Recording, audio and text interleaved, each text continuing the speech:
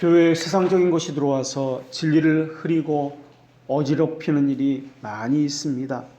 성경은 아닌데 성경적인 것처럼 전통과 관습을 가지고 행사하기도 합니다. 또 자기 신념, 자기 생각을 가지고 하나님의 말씀이라 여기면서 살아가는 사람도 있습니다.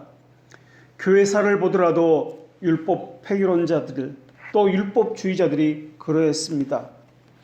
율법 폐기론자들은 지금도 복음의 시대니까 이제는 율법은 필요 없다.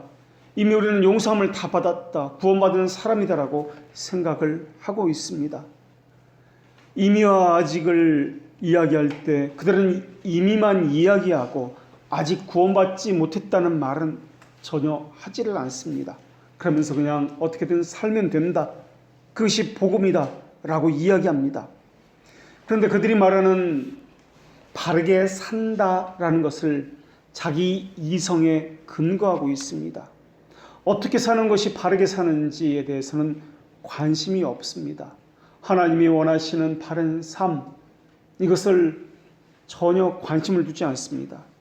그러나 우리는 그렇지 않습니다. 하나님의 뜻대로 살려고 하나님의 말씀을 연구하고 말씀을 살핍니다.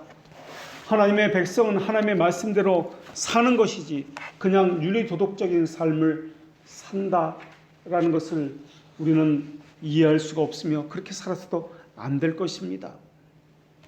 우리가 신앙생활을 한다고 할 때 그것은 유교적인 방식을 따르는 것이 아닙니다.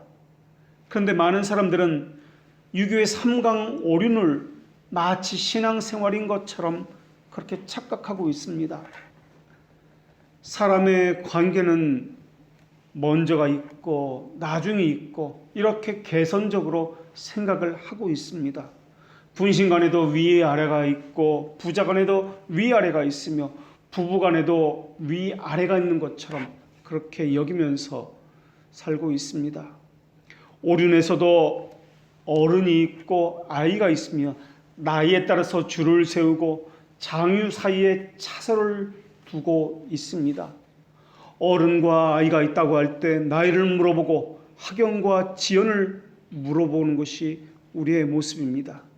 친구 간의 부모도 마찬가지입니다. 동양에서 말하는 부모는 서양의 프렌드라는 단어와는 다른 개념을 가지고 있습니다. 친구 간에도 서로가 허락을 해야만 친구가 되는 것이며 또 그렇지 않으면 부모가 되지를 않습니다. 친구 관계조차 개선적 관계에서 생겨나는 경우가 너무나 많이 있습니다. 개선적이라고 하는 것은 경계하는 것이고 조심하는 것이고 서로가 세운 기준에 합당해야 라는 것을 전제라고 했습니다. 그래서 내가 그에게 배울 것이 있고 또 내가 봉사할 것은 봉사하겠다.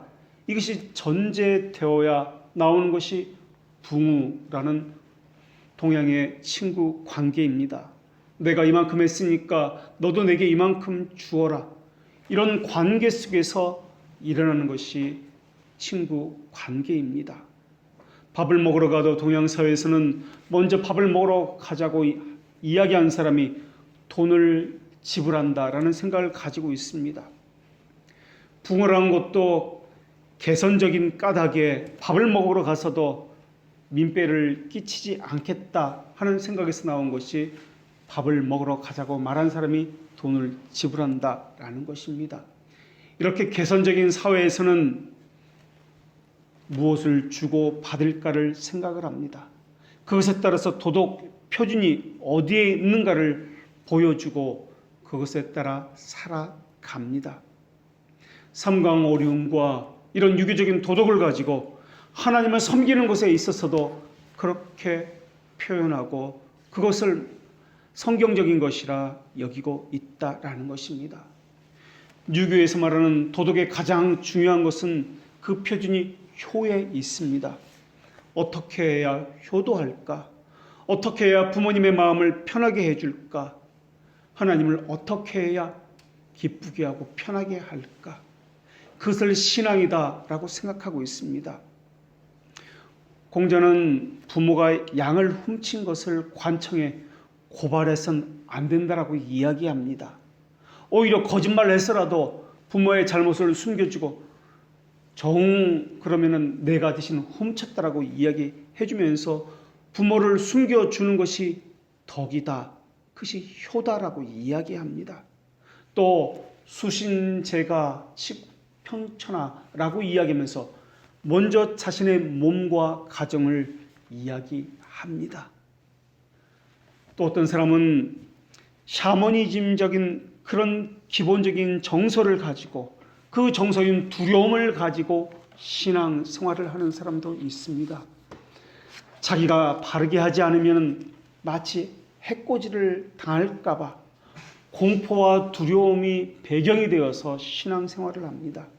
또 초자연적인 영적인 능력에 지나침을 관심을 갖는 것이나 삶과는 상관없이 굿을 잘 치러내는 것처럼 예배에 부정타지 않게 잘 해야 한다는 생각들, 이런 식의 생각을 가지고 신앙 생활을 합니다.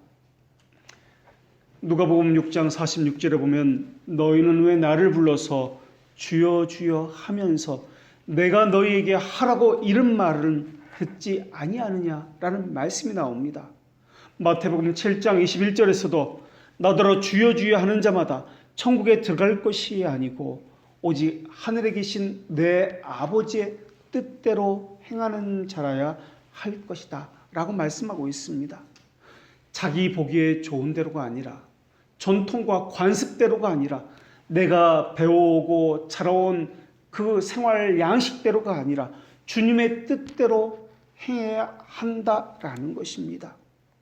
주님의 뜻대로 행하기 위해서는 먼저 주님의 뜻이 무엇인지를 알아야 할 것입니다. 내가 먼저 그 진리 위에 바로 서 있어야 그 뜻을 알 수가 있는 것이며 그 뜻을 바르게 알아야 바르게 행할 수 있는 것입니다. 덮어놓고 바른 삶이 나오는 것이 아니다라는 것입니다. 그렇기 때문에 기독교 신앙이라는 것은 하나님과 우리의 관계를 바르게 아는 것으로부터 출발한다라는 것입니다.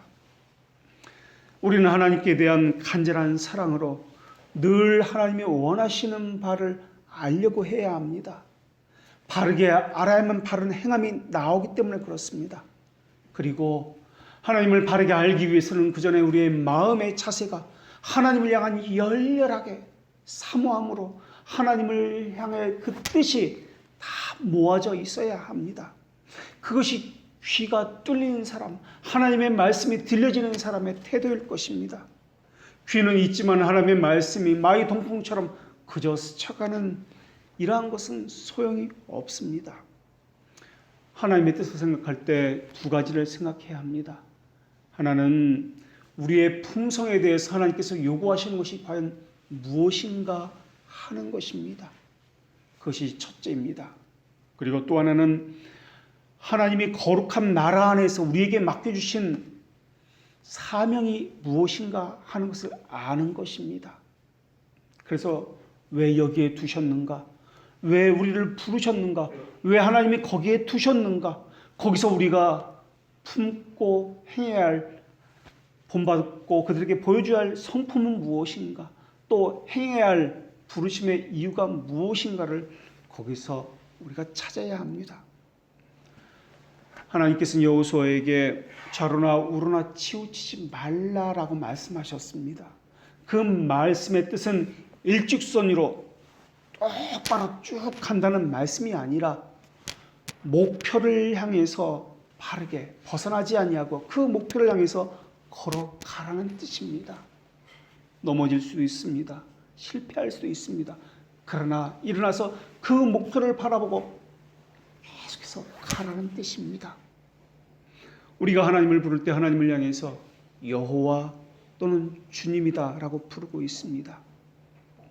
우리가 하나님을 주다라고 부르면서 또 여호와, 우리와 언약을 맺으신 그분을 부르시면서 우리가 종으로서 아무런 자격과 능력을 갖추지 못한다면 이것은 의미가 없는 것입니다. 우리가 여호와라고 부르면서 그분에 대해서 우리와 맺은 언약이 무엇인지를 모른다면 이 부르는 호칭 자체는 아무런 의미가 없다라는 것입니다. 하나님의 말씀을 듣고 갖고 행해야 할 강렬한 의식이 있어야 한다라는 것입니다. 그것을 오늘 본문에서는 단 한마디로 이렇게 정리합니다. 누가 나의 모사가 되었느냐? 이 말씀은 하나님이 어떤 분이냐고 강력하게 우리에게 질문하고 있는 것입니다. 오늘 본문 34절부터 세 가지 질문이 나오면서 하나님을 찬양합니다. 34절에는 두 가지 질문이 나오고 35절에는 한 가지 질문이 나옵니다. 그래서 지난주에는 한 가지 첫 번째 질문을 나누었고 오늘은 두 번째 질문이 나옵니다. 그리고 오늘 본문은 계속해서 이사야 40장 13절의 말씀을 그대로 옮기면서 원문에는 왜냐하면이라는 접속사로 시작을 하고 있습니다. 하나님은 뛰어난 모사이기 때문에 어떤 모사가 필요 없으며 오히려 그의 백성들에게 모사가 되어주시는 전지전능한 분이다 라는 것을 말씀하고 있는 것입니다. 하나님은 어떤 것을 만들거나 실행하시기 전에 그 모든 것을 하나님의 영원한 작정 가운데서 행하십니다. 작정은 창조와 보전 또는 섭리로 그렇게 우리에게 다스림으로 나타나게 하십니다. 성경은 이것에 대해서 하나님의 미리 아심이다, 하나님의 기쁘신 뜻이다, 정하신 뜻이다, 경영과 모략이다, 하나님의 뜻이다 라고 이렇게 부르고 있습니다. 하나님의 작정은 정하신 때에 존재하거나 발생하게 될 하나님의 영원한 의지, 결정의 총체를 이야기합니다. 하나님이 작정하신 그 일을 하고자 하실 때 그 일에 대해서 누가 거둘 수도 없으며 누가 부추겨서 하는 것도 아닙니다. 그렇기 때문에 우리가 하나님을 생각할 때 우리가 이해하거나 헤아려야 하는 분으로서 우리가 받아들이는 것이 아니라 오히려 하나님을 바라볼 때 놀랍고 경이롭고 찬양과 예배를 받으시는 분으로 우리는 이해해야 할 것입니다. 하나님은 우리가 생각하는 것 이상으로 우리가 품을 수 있는 것 그것을 초월해서 무한함과 완전함으로 계시기 때문에 그렇습니다. 완전하신 분, 무한하신 분이 다른 존재에게 의존할 이유가 전혀 없습니다. 다른 존재에게 의존한다면, 그들과 상의한다면 하나님은 완전한 분이 아니기 때문에 그렇습니다. 우리의 기도로 하나님이 움직이신다고요? 우리의 섬김과 예배로 하나님의 영광이 더해진다고요? 절대 그럴 수가 없습니다. 이 땅에 가장 크다고 불려지는 위대한 존재 역시 하나님에 비하면 없는 것과 마찬가지입니다. 그래서 성경은 권능은 하나님에게 속했다라고 말씀하고 있습니다. 불신자들과 이교도들도 신이라는 존재는 완전해야 된다는 것을 인정하고 있습니다. 그들의 양심과 부르짐은 이것이 거부된 적이 없었습니다. 세상은 자신을 만들어내지 못한다는 점에서도 하나님 홀로 존재한다는 것을 너무나 잘 알고 있습니다. 사람에게는 시작점이 있습니다. 그리고 이 땅에 존재하는 모든 것은 시작점이 있습니다. 그것은 존재하지 않았을 때가 있었다라는 것입니다.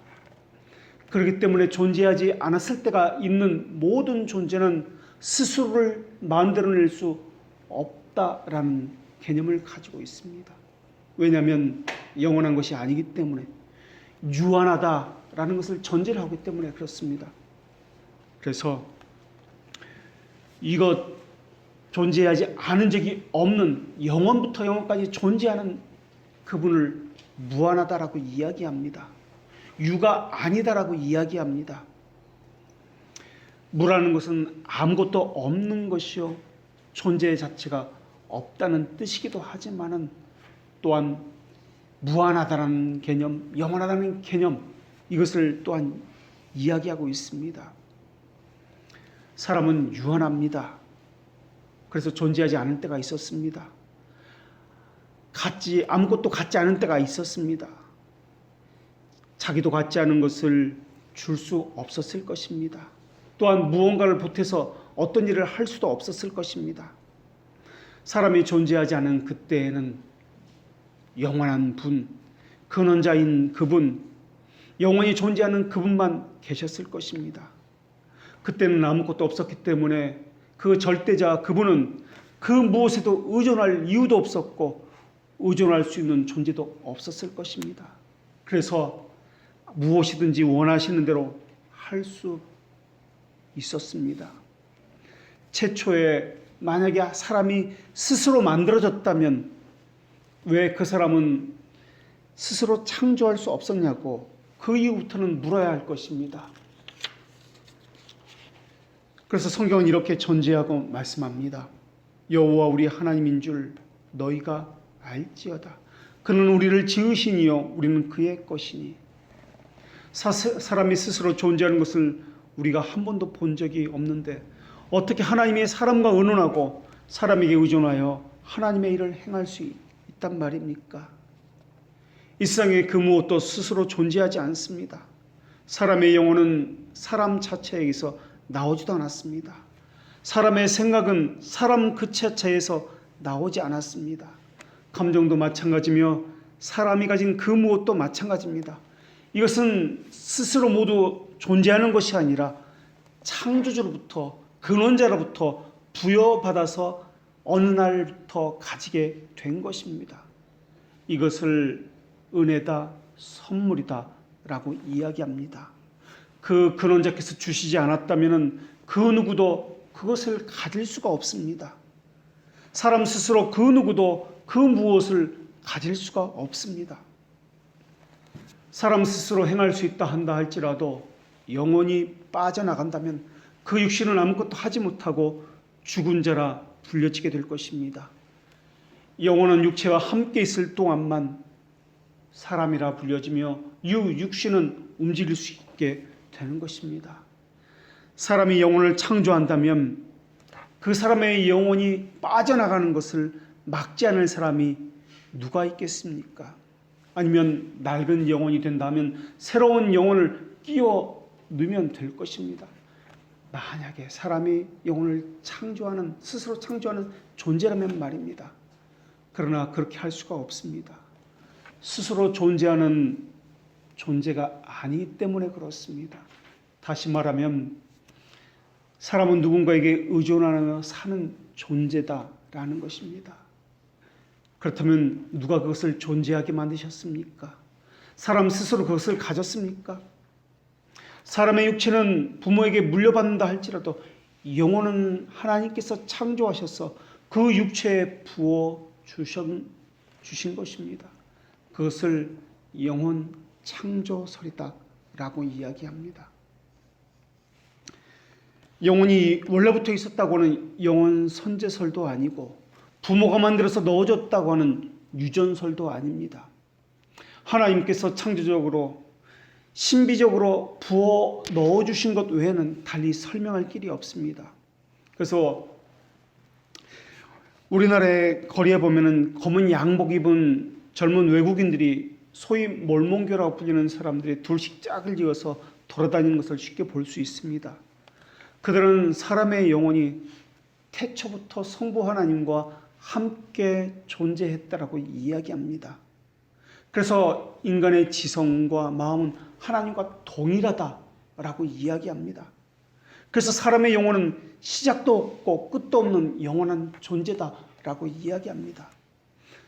만약 그들의 말대로라면 사람의 영혼은 스스로 존재한다라고 해야 합니다. 그리고 그들의 말대로라면 영혼이 스스로 존재한다고 하면 영혼은 스스로 움직이며 행동하며 생각하며 영원하며 한결같으며 무한한 존재라는 것이 됩니다.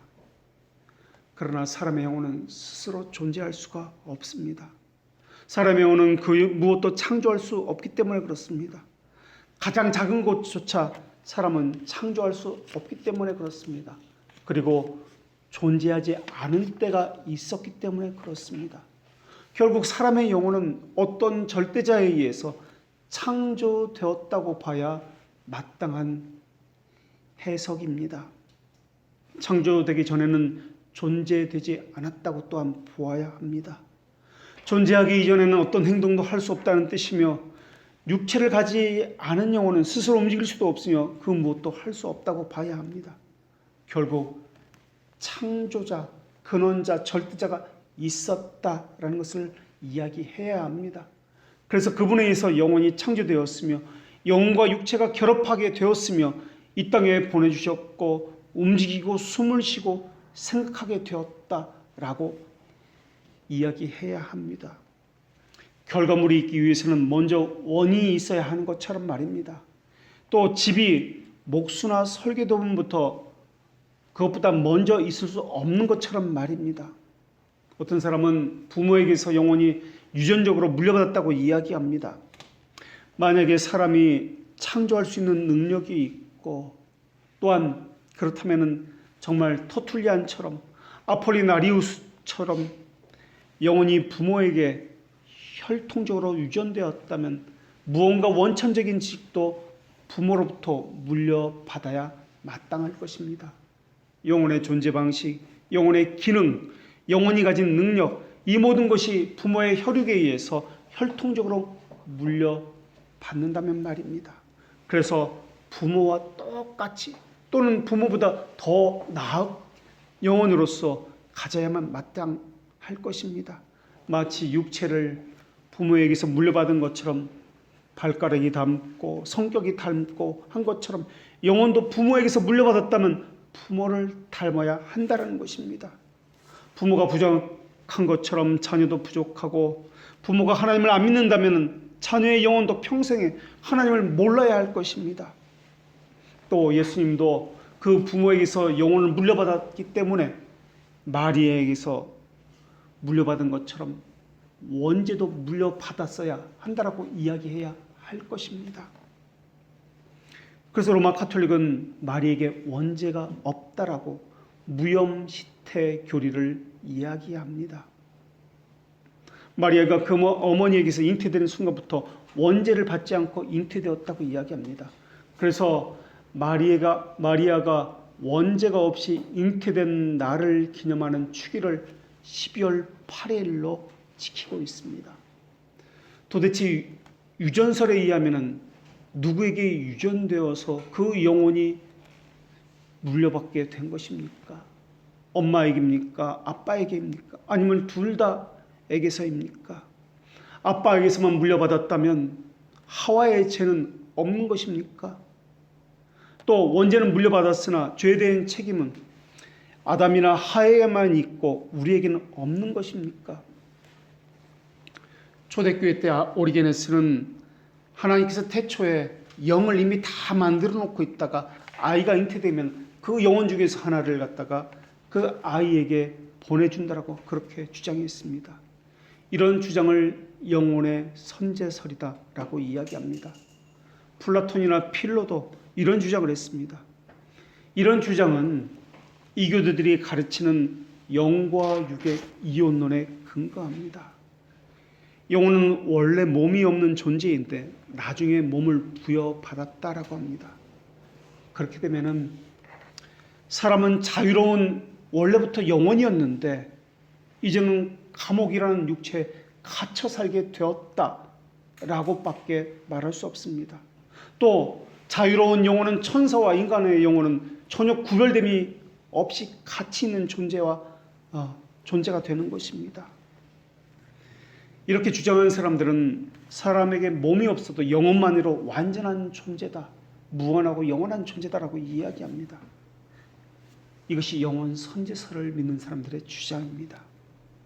그렇게 영혼 선제설을 믿는다면은 하나님이 창조하신 사람은 그렇다면 무엇이란 말입니까?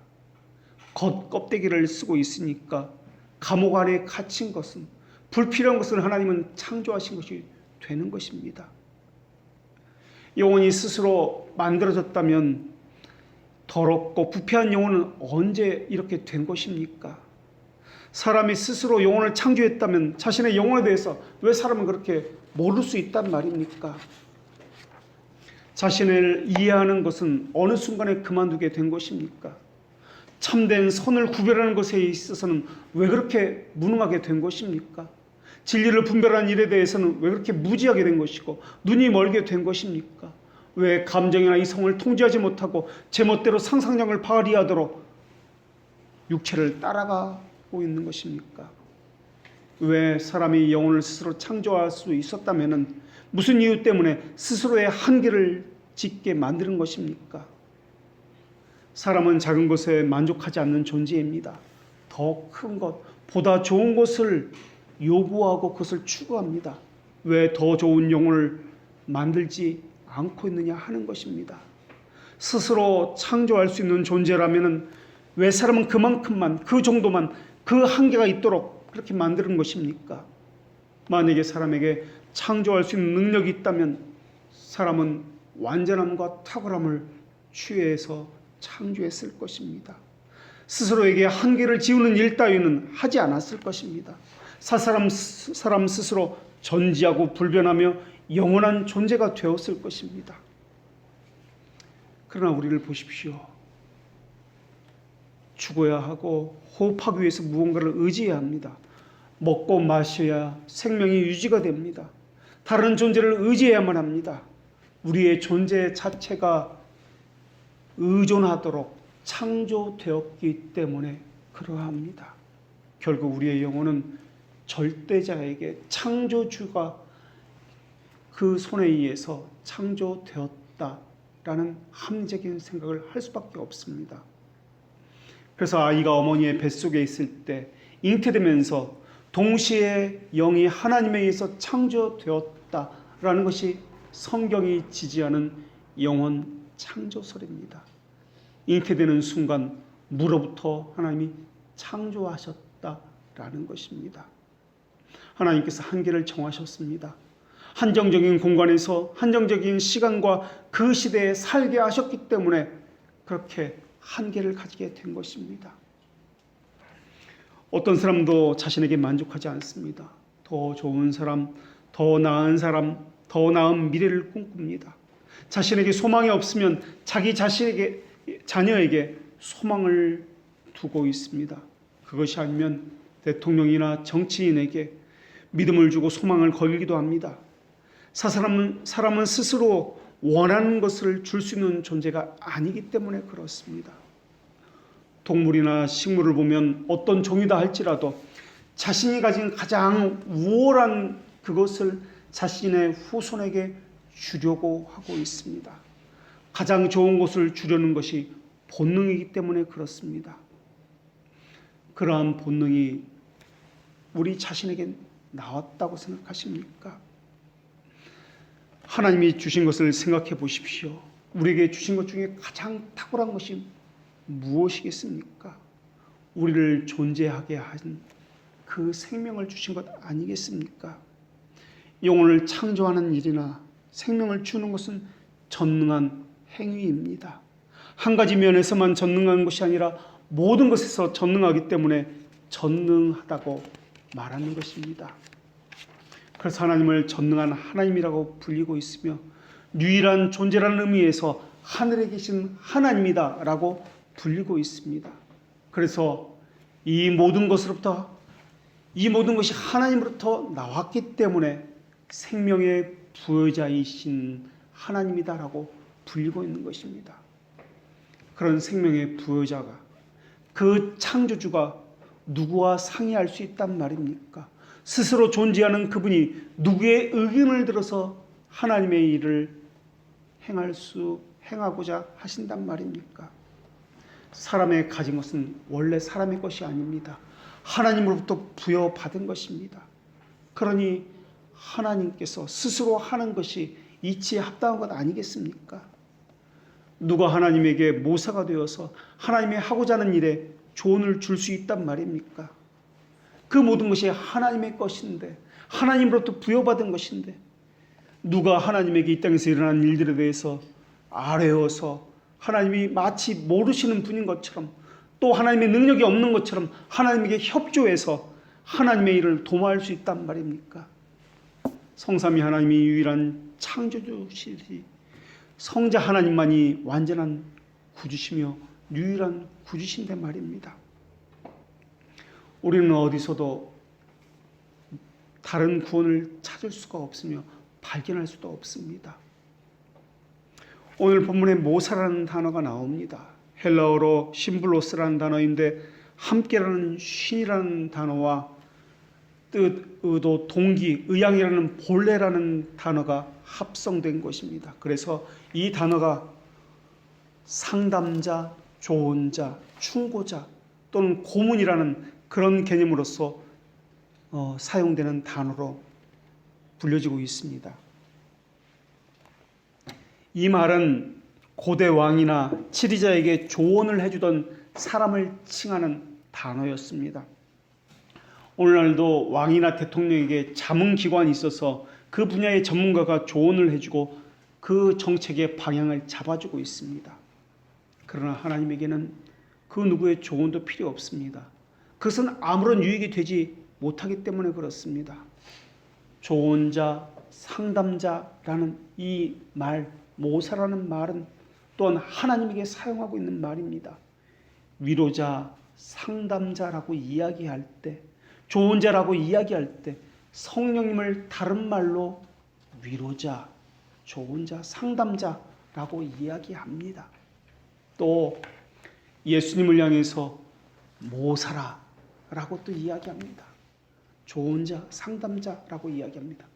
결국 이 모사라는 말, 조언자라는 말은 성삼위 하나님에게만 해당된다라는 것입니다. 정서라고 하는 것은 일시적인 충동적 감정이 아니라 영원히 어떤 것을 인정하고 찬동하며 그것을 향해서 기울어지는 어떤 양식, 경향성을 이야기합니다. 반대로 어떤 것에서는 인정하지 않습니다. 그렇기 때문에 그것에 대해서는 반감을 가지고 불쾌하게 여깁니다. 그래서 등을 돌려서 거부합니다. 이런 경향성을 정서다라고 이야기합니다. 참된 신앙의 정서는 하나님과 복음에 대해서는 풍미를 느낍니다. 그리고 하나님과 복음에 대적하는 것에 대해서 또한 그런 사람에 대해서 또한 그런 일에 대해서는 거부감을 느끼는 성질을 가지고 있습니다. 하나님께서는 하나님 안에 있는 그 속성들, 선함, 거룩함, 올바름을 인간에게도 부여하셨습니다. 지혜와 지식도 부여했으며 사람의 양심의 도덕과 근원적인 것을 추구하도록 그렇게 하나님의 것을 다 내어주셨습니다. 생명신 하나님이 생명도 주셨습니다. 그리스도는 하나님의 아버지의 품 안에 있었고 자신의 모든 지식을 무한히 깊은 지식에서 이끌어내셨습니다. 그래서 그 지식을 우리에게 또 주셨습니다. 그리고 그 지식과 우리에게 있는 지식이 연결되도록 하나님을 바라보도록 관계하게 하셨습니다. 그러나 타락 이후에 이 본성이 바뀌었습니다. 이것이 어긋났고 깨어져 버렸습니다. 그래서 그리스도의 말씀을 명백하게 받아들인 자가 한 명도 없게 되었으며 하나님의 법과 신비를 받아들일 수 있는 자가 한 명도 없게 되었습니다. 마치 포도를 수확하고도 명품 포도를 수확하는 것이 거의 없는 것과 마찬가지로 말입니다. 사람은 만물의 영원한 형상을 볼 수 없으며 지식의 근원적인 물질을 볼 수 없게 되었습니다. 그래서 그리스도께서 아버지 안에서 자신이 보고 들은 것을 증언함에 있어서도 그리스도의 음성에 귀를 기울인 자가 한 명도 없게 됐던 것입니다. 그리스도의 말씀을 진실로 믿으려 하는 자도 없게 된 것입니다. 그리스도께서 십자가를 지고 돌아가셔야 부활하시고 진리의 영이신 성령님께서 오셨고 성령께서 깨우쳐 주셔야만 그때서야 비로소 생각이 나고 그때서야 믿어지기 시작한 것입니다. 성령께서 그리스도를 머리로 교회를 세우셨고 믿음의 말씀을 증언하게 하셔서 인쳐 주실 때야 그때서야 비로소 그 말씀이 믿어지기 시작된 것입니다. 그리고 그 믿음은 내가 원하는 것을 믿는 것이 아니라 하나님 안에 있는 것을 우리에게 부어주셨고 하나님 안에 있는 것을 믿어라라고 말씀하신 것을 믿게 된 것입니다.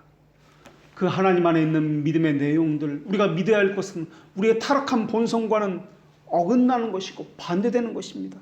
그래서 믿으려고 할 때 힘듭니다. 이해가 되지 않습니다. 불편하고 어긋났기 때문에 벗어 던지고 싶은 그러한 것들이 우리 안에서 날마다 솟아오릅니다. 자꾸만 노예 시대에 그 애굽 땅을 생각하면서 수박과 마늘을 먹었던 그때가 좋다라고 여겨지게 되는 것입니다. 그럴지라도 절대자가 존재한다는 그 사실은 타락 전이나 타락 후에나 변함없이 동일한 개념으로 내려오고 있습니다. 통치체가 바꾸어도 변함없이 내려왔으며 지배자가 바뀌어도 동일하게 사람들의 마음에 자리 잡고 있는 생각이었습니다. 섬김과 경배의 방식이 바뀌어도 마찬가지입니다.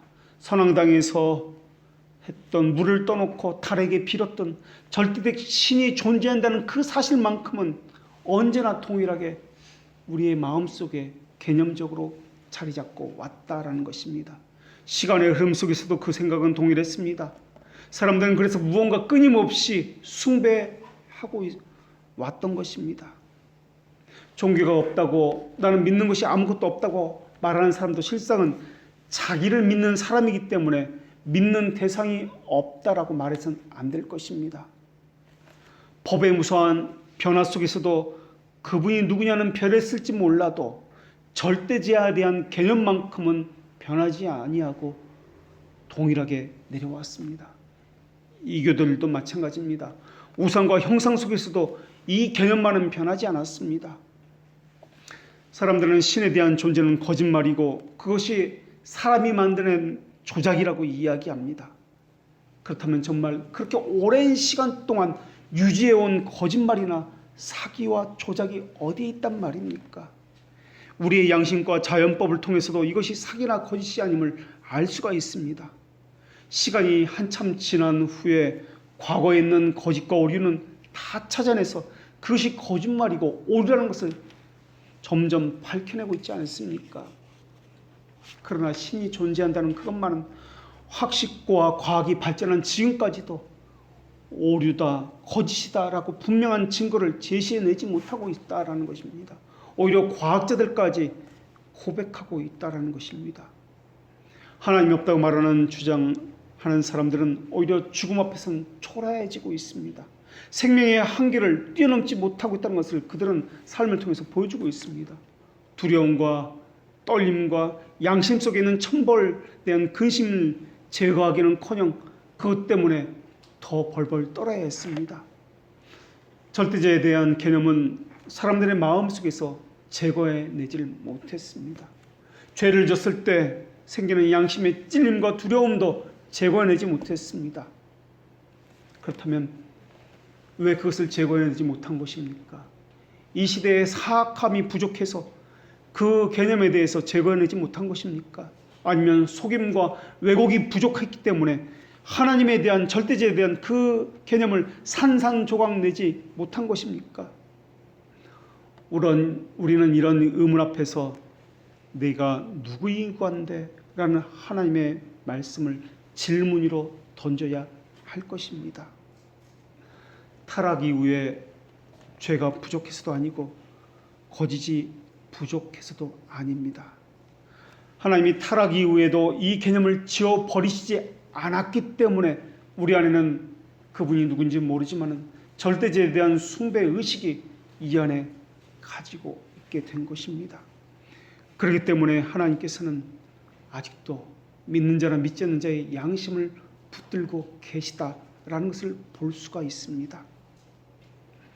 사람들은 자신이 신에 대해서 두려워하지 않는 것처럼 그렇게 보이려고 하고 있습니다. 그러나 실상은 그 깊은 곳에 있어서 하나님을 찾고 있다는 것을 숨기지를 못하게 될 것입니다. 질병 앞에서 자신의 한계가 드러난다면 죽음 앞에서 말입니다. 그렇게 숨기고 싶어 하면서도 그 한계 앞에서 죽음을 맞이하는 그 현장에서 진땀을 흘리면서 벌벌 떨면서 죽음이 나를 데리러 온다, 사자가 나를 데리러 온다라고 그렇게 죽음을 무서워서 발버둥 치는 이유는 무엇입니까? 또 어떤 사람은 천사가 나를 데리러 왔다라고 이야기하면서 기쁨과 이 세상에서는 볼 수 없는 평안한 미소 가운데 죽음을 맞이하는 경우도 있습니다. 어떤 사람은 이 세상에서 볼 수 없는 최고의 공포 가운데 죽음을 맞이합니다. 또 어떤 사람은 이 세상에서 볼 수 없는 최고의 평강 가운데 죽음을 맞이하는 이유가 도대체 무엇이란 말입니까? 부패한 본성일지라도 자신의 한계 너머에서 죽음 저 너머에 생명으로 계시는 하나님을 보게 되었기 때문에 그런 것 아니겠습니까? 이렇게 신에 대한 개념은 시대를 초월해서 여전히 우리 본성에 이어져 내려오고 있습니다.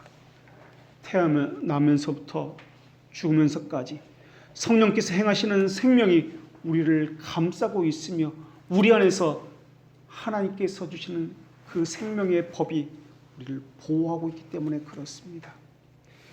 이것만 보더라도 생명의 근원자이신 분이 계시다는 것을 우리가 알 수가 있습니다. 그리고 그분으로부터 우리에게 부여받는 것이 생명이며 또한 그분으로부터 무언가를 우리는 계속해서 부여받고 있으며 유지되고 보존되고 있다는 것을 우리가 알 수가 있습니다.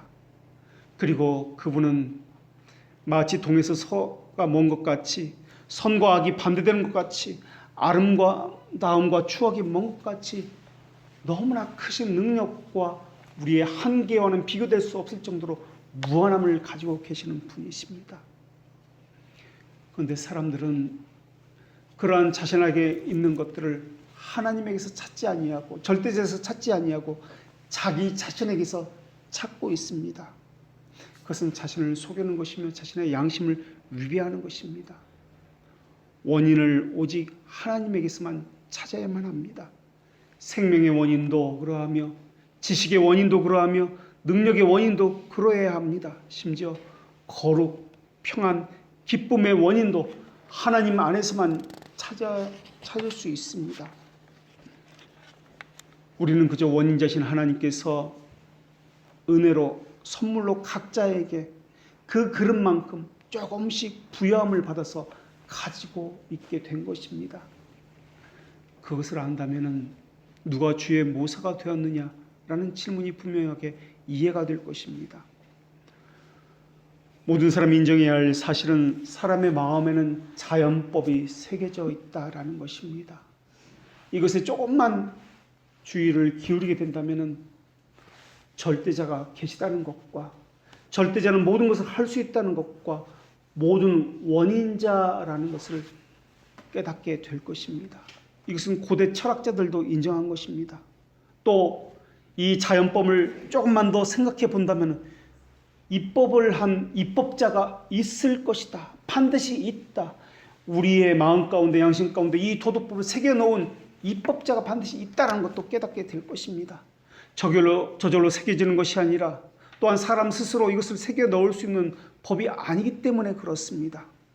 사람에게는 악하고 부패한 행위를 하려고 하는 이 경향으로만 가득 차 있는데 어떻게 선한 행위를 하라고 그렇게 이 양심이 말하게 것을 들을 수 있단 말입니까? 어떻게 부패한 행위를 제어할 수 있단 말입니까?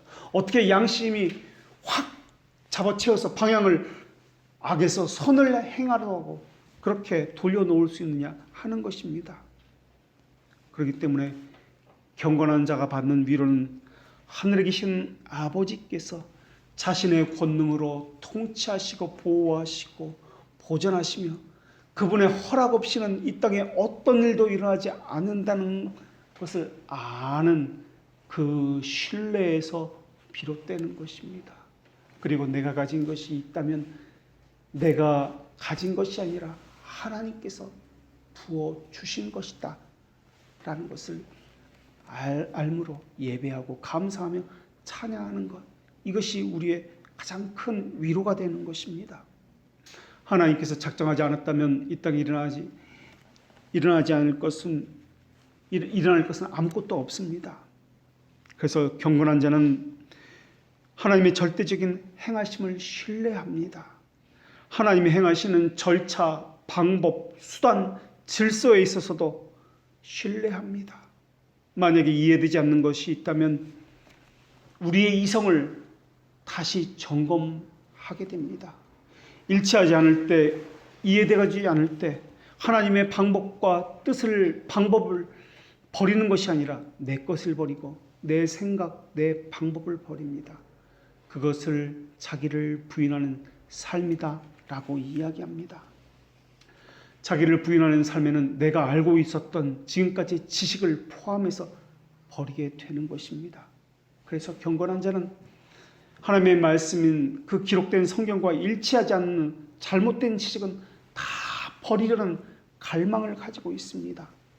교묘하게 깊이 숨겨져 있는 유기적인 전통, 샤마니즘 생각들, 세상에서 들어온 세속적 가치관을 다 찾아내서 교묘하게 그 깊이 갈피 숨겨져 있는 것들을 핀셋을 꺼내가지고 하나하나 다 제거해 내는 것입니다. 우리의 생각과 이성이 이렇게 더럽혀졌는데 어떻게 절대적인 선을, 절대적인 지혜이신 그분을 도울 수 있단 말입니까? 어떻게 그분의 일에 우리가 협력할 수 있단 말입니까? 세상 만물은 하나님이 존재하신다는 것에 대해서 네 가지 영역에서 증언하고 있습니다. 하나는 만물이 창조되었다는 점에서 절대자가 하나님이 존재하신다는 것을 증언하고 있습니다. 또 하나는 창조되었을 뿐만 아니라 그들이 조화롭게 질서를 이루면서 각자의 자리에서 살아간다는 점에서 하나님이 존재한다는 것을 또한 증언하고 있습니다. 또 하나는 그들이 보존되고 있습니다. 그리고 그들이 가장 좋은 것을 자신의 후손에게 종을 위해서 남긴다는 점에서 하나님이 존재한다는 것을 증언하고 있습니다. 또 하나는 자신의 부여된 목적에 모두가 기여한다는 점에서 하나님께서 존재한다는 것을 또한 보여주고 있는 것입니다. 그리고 이 네 가지 영역에서 하나님만이 제일 목적으로서 삼고 있음으로써 우리에게 보여주고 있습니다. 창조된 것은 하나님의 영광을 찬양하기 위해서, 그러하며 질서 있고 조화롭게 살아간다는 것은 하나님의 지혜와 지식의 탁월함을 찬양하기 위해서 그러하며, 또 보존된다는 것은 하나님께서 다스리고 있구나, 하나님의 손길로서 우리를 각기 그 질서 가운데에서 있도록 살아가도록 하셨구나라는 것을 또한 찬양하기 위해서입니다. 또 각자에게 부여하신 목적을 가졌다는 것은 하나님께서는 우리에게 어떠한 계획을 가지고 있구나, 이 땅에 존재하는 이유가 과연 있구나, 그렇다면 나는 누구며 하나님께서는 누구신지 그 관계 속에서 살아가게 한다라는 것을 또한 기억나게 하신다라는 것입니다. 그렇기 때문에 성경에서 고백하는 창조자라는 이 개념은 하나님께서는 세상을 창조하셨다는 뜻만이 아니라 보존하신다, 또 존재의 목적을 부여하신다라는 이 의미도 함께 들어있는 것입니다. 이러한 모든 것을 합쳐서 창조하시고 다스리시고 보존하시고 존재의 목적을 부여하시고 이러한 모든 것을 합쳐서 하나님께서 비밀적 계획으로 다스린다라고 이야기하며 이것을 섭리다라고 이야기합니다. 만물을 향해서는 작정이라고 이야기하며 택하신 백성을 향해서는 예정이다라고 또한 이야기합니다. 하나님의 계획 없이는 어떤 것이 일어나지 않기 때문에 하나님을 향해서 전능하다라고 고백하는 것입니다.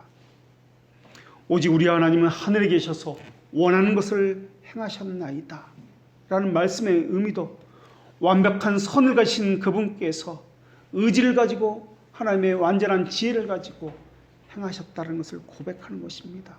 그렇기 때문에 우리는 욥의 고백처럼 우리의 생명이 한낱 바람 같음을 생각하옵소서라고 고백할 수밖에 없습니다. 이 말씀 우리에게 합당한 말씀입니다.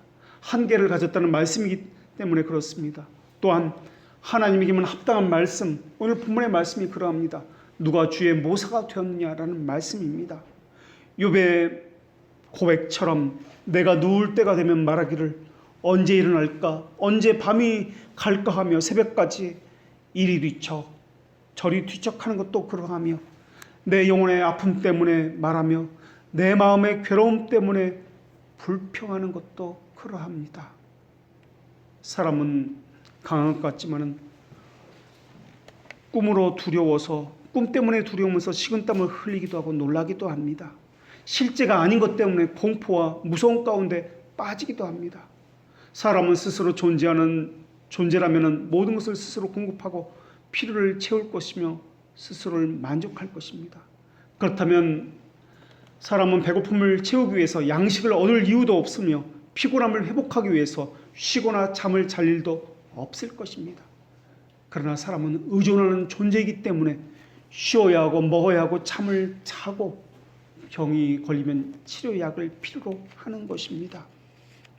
이에 반해 하나님은 이스라엘을 지키는 이시는 졸지도 아니하시고 주무시지도 아니한다라고 말씀하십니다.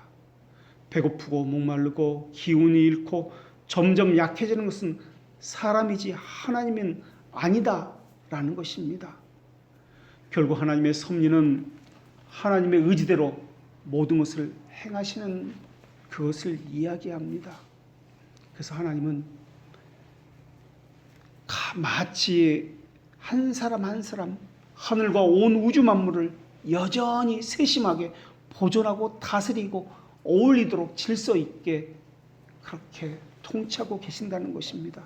들에 핀 풀, 이파리, 비와 가뭄, 풍년과 흉년, 먹을 것과 마실 것, 건강과 질병, 부와 가난, 이 모든 것이 우연이 아니라 하나님께서 아버지 되심으로써 우리에게 그렇게 다스리고 보존하시기 때문에 그렇습니다. 그것을 안다면 어떠한 역경 속에서도 인내할 수 있을 것이며 형통할 때는 감사할 수 있게 될 것입니다. 그리고 장래의 일에 대해서는 하나님을 신뢰할 수 있게 될 것입니다. 그리고 어떤 피조물이라도 우리를 하나님의 사랑에서 끊을 수 없으리라는 확신을 가지게 될 것입니다. 여기서 감사한다는 말은 말로서 감사한다는 뜻이 아닙니다. 그저 즐거워하고 그것에 대해서 만족감을 표현한다는 그런 뜻이 아닙니다. 그것보다는 하나님께서 주신 하나님의 말씀의 그 계명대로 내게 있는 것을 사용한다는 뜻입니다. 또 그것을 가지고 하나님을 섬기는 것, 이것을 감사라고 이야기하는 것입니다. 실제로 사용하는 것 없이 말로만 하는 것은 성경에서 말하는 감사가 아닙니다. 하나님의 뜻대로 하나님을 위해서 사용하는 것, 이것 자체가 감사이지 말뿐인 것을 감사라고 이야기하지 않습니다. 또 인내라는 말도 그저 견딘다는 말의 의미가 아닙니다. 그보다는 성경에서 말하는 오래 참은 인내라는 말은 하지 않아도 됩니다.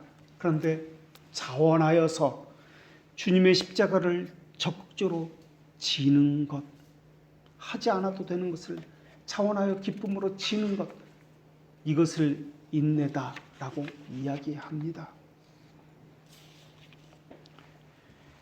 우리는 치료약이 필요합니다. 생명을 유지하기 위해서 먹을 것과 입을 것, 마실 것이 필요합니다.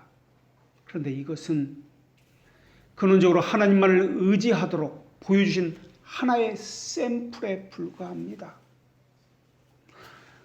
우리 자신이 필요한 것을 우리 안에 모두 가지고 있다면 자기 밖에서 그러한 것들을 구해야 할 이유가 없을 것입니다. 자기 안에 모든 것을 가지고 있는 그런 존재라면 부족한 것이 전혀 없을 것입니다.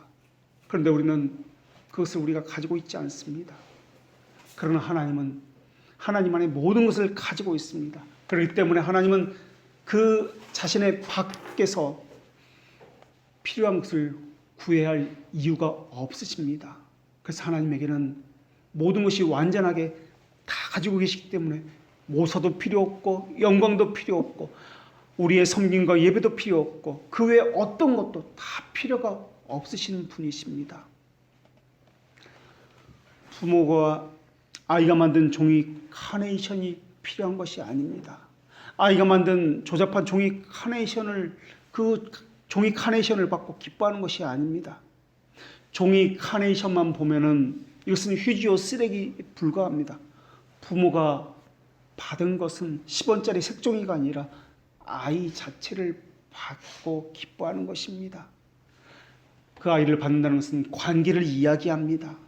그 아이가 자신의 자녀이기 때문에 기뻐하는 것입니다. 누가 주의 마음을 알았느냐? 누가 그의 모사가 되었느냐? 이 말씀은 하나님이 어떤 분야를 말하는 것이기도 하지만 동시에 그 안에 숨겨져 있는 것이 있는데 무엇이냐면 우리와 관계하시는 그분이 어떤 분이냐 하는 것입니다. 그분은 다른 것을 필요하지 않는 분입니다. 완전한 분이십니다. 동시에 우리에게 하나님의 것을 다 내어주신 분이십니다. 생명까지도 내어주신 분이십니다. 다시 말하면 누가 주의 마음을 알았느냐, 누가 그의 모사가 되었느냐라는 것은 하나님이 완전하다, 무한하다, 모든 것을 가지고 있다는 것을 말씀하기 위해서 하신 말씀이기도 하지만 또한 관계를 말하기 위함이에요. 그래서 하나님의 능력도 지혜도 선하심도 하나님 속에서 그 행하심 속에서 빛을 발하지만 우리와 관계 속에서 그것이 더 빛을 발한다는 것을 말하기 위해서 오늘 본 말씀을 한 것입니다. 그래서 그 관계를 말할 때 반드시 그리스도의 구속을 말해야 되는 것이고 그것을 우리에게 적용할 때 성령 하나님을 반드시 말해야 하는 것입니다. 최초의 사람이 스스로 존재했다면 왜 그전에는 존재하지 않았는지를 물어야 합니다. 최초의 사람에게 그전에는 왜 존재하지 않았는지 물어야 한다면 왜 그전에는 존재하려는 의지가 없었는지도 물어야 합니다. 결국 존재의 근원이신 하나님에 의해서 그분의 뜻과 기쁘신 계획에 의해서 그때야 비로소 존재하게 되었다라는 것을 우리가 알 수가 있습니다. 우리가 지금 이 땅에서 의존하며 살아간다는 것을 통해서 미루어 볼 때 말입니다. 하나님의 의지가 그때서야 비로소 나타났기 때문에 사람이 그때서야 비로소 존재하게 됐으며 행할 수 있게 된 것입니다. 왜 그때서야 예수님이 이 땅에 오시고 그때서야 비로소 십자가를 지신 것입니까? 왜 그때서야 비로소 우리가 예수님을 믿게 된 것이며 왜 이제서야 교회에 오게 된 것입니까? 그 모든 것이 하나님의 뜻 가운데 있었기 때문에 그렇습니다. 그러나 하나님의 뜻과 계획 가운데 있다고만 말해서는 안 될 것입니다.